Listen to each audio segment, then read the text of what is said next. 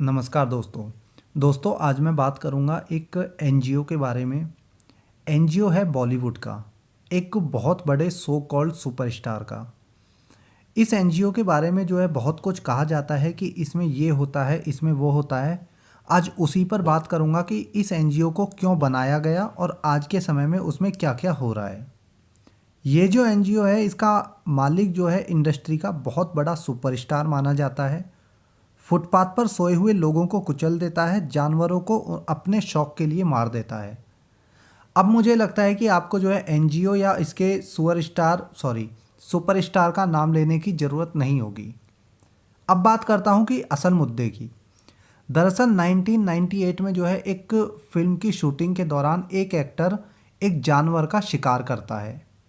एक ऐसे जानवर का जिसकी हत्या करना सरकार की तरफ से पूर्ण रूप से प्रतिबंधित है, क्योंकि उस प्रजाति के जानवर जो है हिंदुस्तान से विलुप्त होते जा रहे हैं और सरकार का ये भी कहना है कि अपने शौक के लिए किसी निर्दोष बेजुबान जानवर को मारना आपराधिक कृत्य है। लेकिन इस सुपरस्टार ने अपने शौक और मज़े के लिए उस जानवर का शिकार किया, तभी इस पे केस दर्ज हो गया और 1998 से ही इस एक्टर पर आपराधिक केस चलने लगा। अब बात करता हूँ एनजीओ की। एनजीओ की स्थापना की गई 2007 में और इसका ये मालिक जो सबका भाईजान बना फिरता है, ये इसका असली मालिक नहीं है। इस एनजीओ को बनाया था इसके बाप ने, इसकी बिगड़ती हुई इमेज को सुधारने के लिए। क्योंकि जानवर शिकार मामले में तो इज्जत की फजीहत इसकी इतनी ज़्यादा हुई थी कि कैसे अपने शौक के लिए बेजुबान जानवर को मारता है और अपने आप को बड़ा स्टार कहलवाता है। आपको बता दूं कि 2008-9 के पहले जो है कोई भी इसको सुपरस्टार जैसे नामों से नहीं पुकारता था। 2008-9 से पहले ये सिर्फ एक गुस्सैल, बदतमीज, सिरफिरा, नशेड़ी और रईस बाप की बिगड़ी हुई औलाद कहलाता था। रही बात इसकी फिल्मों की, तो 2008 से पहले का इसका रिकॉर्ड देख लो। 2-2, 4-4 साल में इसकी इक्का दुक्का फिल्म जो है हिट होती थी। लेकिन 2008-9 के बाद इसके जो है नसीब बदला और लगातार फिल्में इसको इस तरह से दे दी गई जो सुपरहिट होती रही। और वो इतनी सारी फिल्में सुपरहिट इसलिए हुई क्योंकि सारी की सारी जो फिल्में थी वो साउथ की रीमेक थी। लेकिन इतनी हिट फिल्में देने के बावजूद भी एक्टिंग और इम्प्रेशन के नाम पर आज भी ये गोबर का गोबर है। खैर 2007 में इसके बाप ने जो है इसकी इमेज सुधारने को एक एनजीओ इस्टेब्लिश किया। और सिर्फ जानवर वाला केस नहीं था। 2002 में फुटपाथ पर सोए हुए लोगों पर गाड़ी चढ़ाने वाला जो केस था वो भी आप सबको पता है कि कैसे उसमें इसकी किरकिरी हुई थी। ऐसे हो गया था कि हर तरफ इसकी इमेज एक बैड बॉय के रूप में बनती चली गई। दूसरी तरफ एक बाहर से आया हुआ दूसरा हकला खान, वो इंडस्ट्री में लगातार सफलता की सीढ़ियाँ चढ़ रहा था, लगातार हिट पे हिट दे रहा था। तो हकला खान और ये सुअर खान स्टार्टिंग से ही जो है आप सबको पता है कि अपने कैरियर में राइवल रहे हैं, कंपटीशन रहा है इन दोनों का शुरू से ही। तो जब ये देखा कि अरे बाहर से आया हुआ अपने जुगाड़बाजी से एक बाहर का लड़का इतना बड़ा स्टार बन गया, तो वहाँ पर क्या हुआ कि जुगाड़बाजी शुरू की गई, दिमाग लगाना शुरू किया इसके बाप ने। और उसकी इमेज सुधारने के लिए उसने 2 काम किए। पहला काम था एनजीओ को जो है इस्टेब्लिश करना और दूसरा काम था स्ट्रॉन्ग पीआर बनाना, जिसने 2007 के बाद कभी भी खराब बातें इसके बारे में, सुपरस्टार जो सो कॉल्ड सुपरस्टार है इसके बारे में खराब बातें मीडिया में आने ही नहीं दी। और ऐसा नहीं है कि सिर्फ पीआर की वजह से खराब बातें सामने नहीं आई, बल्कि मीडिया को भी जो है खरीद लिया गया था। आप एक चीज़ सर्च करना कभी, 2007 के पहले इस सुपरस्टार भाई खान के बारे में जो है खबरें आती थी। आज आपने इस किसी को एक्टर से झगड़ा कर लिया, आज इस फैन को पीट दिया, आज कोर्ट में जो है हियरिंग पे जा रहा है, आज नशे की हालत में दूसरे एक्टर को गाली दे रहा है। इस तरह की खबरें ज़्यादा आती थी 2007 से पहले। और 2007-8 के बाद की आप खबरें उठा के देख लो, भाई खान ने ये चैरिटी की, भाई खान ने वो चैरिटी की, आज फैन के लिए ये किया, आज वो किया। मतलब इतना ज़्यादा हाईलाइट कर दिया इस बंदे को कि जैसे दुनिया का सबसे बड़ा दानवीर यही है। पूरा प्लान के साथ में जो है इसकी इमेज को सुधारा गया, जो कि आपको पता ही है कि आज इसका लेवल कितना ऊंचा पहुंच गया है। खैर जब इस एनजीओ को जो शुरू किया गया था तो मैंने आपको बताया कि इसको किस तरह से शुरू किया, इसके पीछे का मकसद क्या था। लेकिन जब ये एनजीओ अच्छे से स्टैंड हो गया तो इसमें कुछ अलग ही लेवल के काम किए जाने लगे। जब इसे शुरू किया गया तो इसमें गरीब बच्चों की पढ़ाई, उनका इलाज जो है मुख्य काम थे। लेकिन इंसान सीधा हो तो दिमाग भी सीधा चले।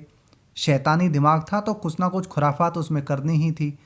उसने क्या किया कि अपनी खुद की फिल्मों की जितनी कमाई होती थी वो सारी इस चैरिटी में दान कर दिया करता। चैरिटी का मतलब है कि इस एनजीओ में दान कर देता और उसका कुछ ही हिस्सा अपने पास में रखता। उसका ये फ़ायदा होता था कि इसको टैक्स जो है कम पे करना पड़ता था। धीरे धीरे ये अपने साथी कलाकारों की, नेताओं की दाऊद के लिए ब्लैक मनी को वाइट मनी में कन्वर्ट करने लगा। आपने एक नाम सुना होगा सजदे सजदे करके, पूरा नाम नहीं ले रहा हूँ, आप जानते हैं सजदे कौन है। और एक है खत्री। ये ऐसे गुर्गे थे किसी समय पर जो इस एनजीओ में ब्लैक मनी को वाइट मनी में करने का काम करते थे का मतलब ये नहीं कि अब ये काम नहीं करते हैं, अभी भी करते हैं, लेकिन अब ये पूरी तरह से अंडरग्राउंड होकर काम करते हैं। खत्री तो पूरी तरह से अंडरग्राउंड है। जब से सुशांत के साथ में उसकी जो एक वीडियो थी वो वायरल हुई थी।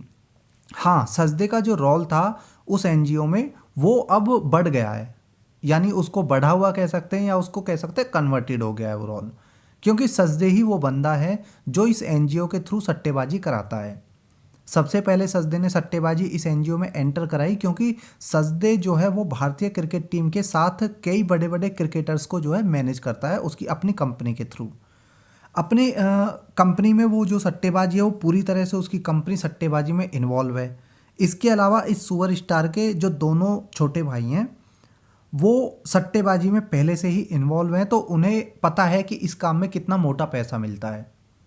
आज हालात ये हैं कि जहां हर छोटी बड़ी नेशनल इंटरनेशनल मैचेस के लिए ये इसमें सट्टा लगवाया जाता है इस एनजीओ में, बल्कि आईपीएल जैसे जितनी भी लीग हैं वर्ल्ड में उन सभी में जो है इस एनजीओ के थ्रू सट्टा लगता है।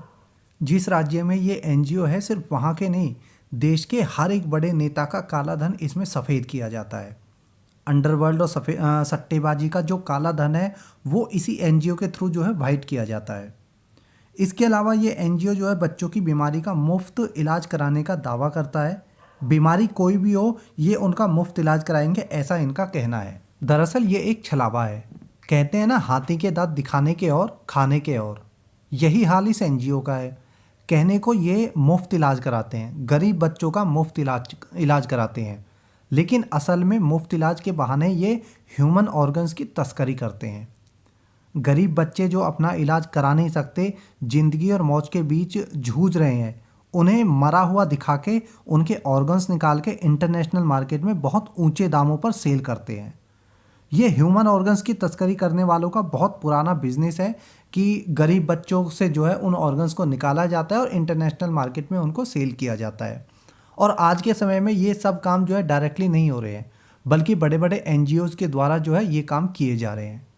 और ऐसा नहीं है कि इस काम में ये अकेला एनजीओ है, लाखों ऐसे एनजीओ हैं इस देश के अंदर जो समाज सेवा के नाम पर इसी गोरख धंधे से जुड़े हुए हैं। जितनी भी सेलिब्रिटीज़ हैं वो थोड़ा सा फेमस होते ही क्या करते हैं कि एकदम से अपना कोई एनजीओ खोल देते हैं। कभी सोचा आपने? ज़्यादातर बड़े स्टार्स का अपना एनजीओ है, अपना फाउंडेशन है, अपनी संस्था है, इसलिए कि किसी और का ना सही अपना खुद का पैसा तो वो जो है ब्लैक टू वाइट करेंगे ही।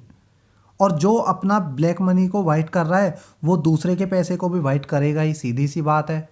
अब सवाल आता है कि जब ये एनजीओ जो हैं इतनी ज़्यादा अंधेरगर्दी मचाते हैं या मचा रहे हैं, तो राज्य सरकारें क्या कर रही है या केंद्र सरकार क्या कर रही है?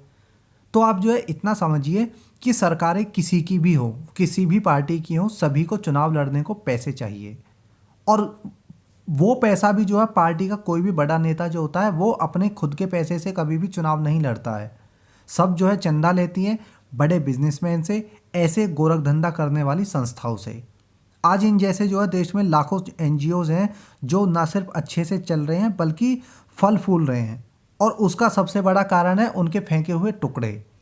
जिसकी सरकार आती है उसे ये लोग टुकड़ा फेंक देते हैं, जिससे कोई भी इनके खिलाफ एक्शन नहीं लेता है।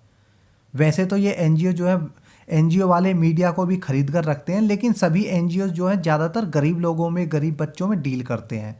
तो गरीबों की खबरें तो वैसे भी जो है हाईलाइट में कभी आ ही नहीं पाती हैं मीडिया के अंदर, जिससे इन एनजीओज का जो ये धंधा है वो हमेशा चलता रहता है और हमेशा चलेगा भी। अब जब सरकार एनजीओज पर जो है कार्रवाई करती भी है, हम आपने देखा होगा कि 100 एनजीओ का बंद कर दिए, 1000 एनजीओ बंद कर दिए, तो वो क्या होता है कि छोटे छोटे एनजीओज पर कार्रवाई होती है, जिससे बड़े एनजीओ जो है साफ साफ बच जाते हैं। और सरकारें भी ये दिखा देती हैं कि भाई ये फ्रॉड एनजीओज पर जो है कार्रवाई कर रही हैं। ये होती है तिकड़मबाजी सरकार की और एनजीओ की। इस वीडियो में इतना ही। ऐसे एनजीओज के बारे में आप क्या कहना चाहते हैं, आप अपनी राय जरूर देना। जय हिंद।